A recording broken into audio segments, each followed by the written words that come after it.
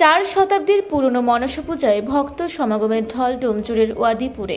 দুর্গাপুজোর চেয়েও বড় হয়ে উঠেছে দশহরা উপলক্ষে মা মনসার আরাধনা।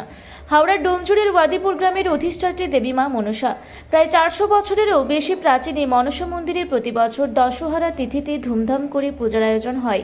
শুধু গ্রামের মানুষ নয়, এই দিনটিতে জেলার বাইরের বহু ভক্ত এসে সমবেত হন দেবীর আশীর্বাদ পেতে। এই মনসা মন্দিরের ইতিহাস নিয়ে রয়েছে একটি অলৌকিক কাহিনী। গ্রামের এক ব্যক্তি একদিন পুকুরে মাছ ধরার সময় তার জালে ধরা পড়ে একটি শিলা মূর্তি। সেটি তিনি ফেলে দিলেও পরদিন দেবীর স্বপ্নাদেশ দেন। সেখান থেকে শুরু হয় মনসা দেবী রূপে সেই শিলামূর্তির পূজা। আজও সেই ক্ষুদ্র শিলামূর্তিকে ঘিরেই পুজো হয়ে থাকে। যদিও শিলামূর্তির পাশাপাশি একসময় কুচ দিয়ে তৈরি মাটির প্রতিমাও গড়া হতো বিশেষ নিয়মে।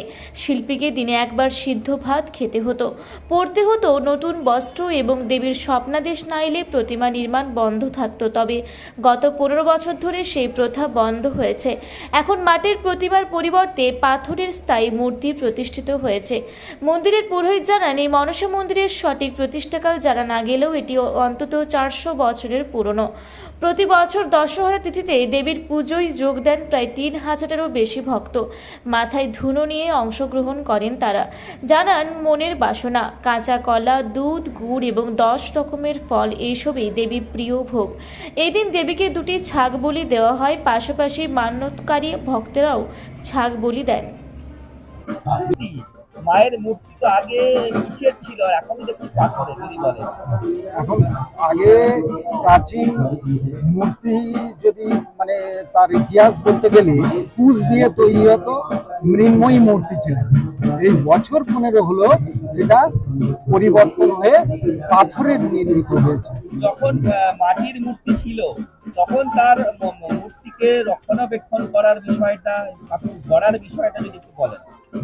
ঠাকুর গড়তে গেলে যতদিন পর্যন্ত গড়তে সময় লাগবে ততদিন পর্যন্ত সেই ভদ্রলোক ভবিষ্যান্ন করবে এবং দিনান্তে একবার এবং ধুতি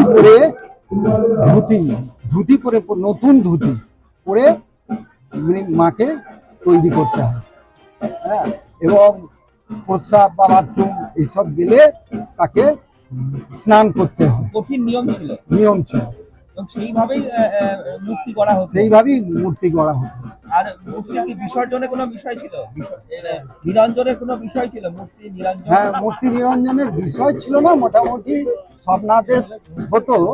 সেই স্বপ্নাদেশে মাকে গঙ্গায় নিয়ে যাওয়া হতো, রামকৃষ্ণপুর ঘাটে গঙ্গা। তারপরে মা যখন মনে করবেন যে আমি যাব, তখন, তার আগে নয়। সেটা অত বছর 10 এবার বছর 10 হতে পারে, বছর 15 হতে পারে, আবার 20 বছরও হতে পারে। আচ্ছা, সেটা দেবীর উপর নির্ভর করে। তখন এইভাবেই নিয়ম হয়ে আসে।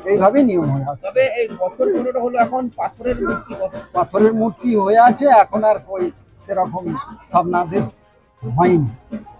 সেই নিয়ম আস্তে আস্তে এখন আর নেই না। যে মূর্তি এখন আমি মায়ের দেখা হচ্ছে এবং পুজো করা হচ্ছে, সেই জায়গায় এই মূর্তির আলাদাও কি আরো আসল মূর্তি আছে?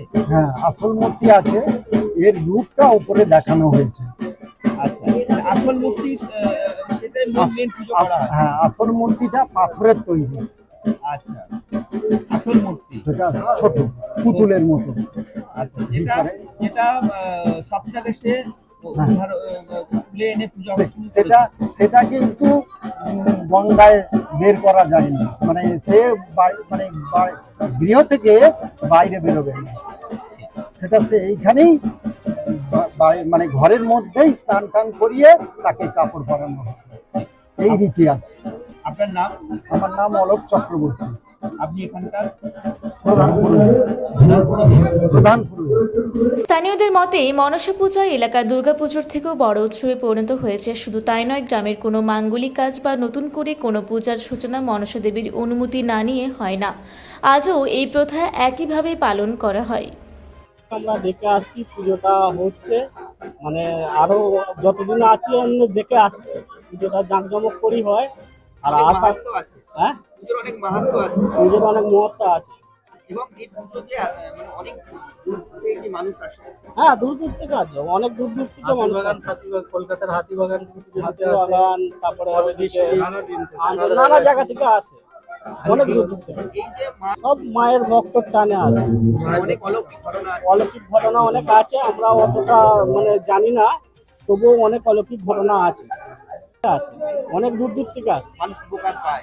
উপকার পায় অবশ্যই। ঐতিহ্যবাহী মন্দির, মায়ের মাহাত্ম্য প্রচুর আছে। ভক্তেরা মায়ের কাছে যে যার মানত করেন, যে প্রার্থনা জানায়, সব কিন্তু আশা পূর্ণ করেন মা।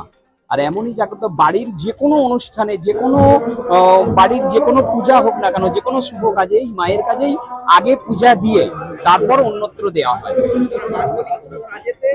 হ্যাঁ, দেবীর জাগ্রত রূপ এবং অলৌকিক অভিজ্ঞতার জন্য বহু মানুষ আসেন মনস্কামনা পূরণ ও রোগ নিরাময়ের আশায়। তাদের বিশ্বাস, মন থেকে কিছু চাইলে জাগ্রত দেবী তা পূরণ করেই দেন। এইভাবেই প্রাচীন ঐতিহ্য, অলৌকিক বিশ্বাস এবং অসংখ্য ভক্তের আশ্রয়স্থল হয়ে উঠেছে ডোমচুরের ওয়াদিপুরের মা মনসা মন্দির। হাওড়া থেকে মণিশঙ্কর বিশ্বাসের রিপোর্ট, রূপসী বাংলা মিডিয়া।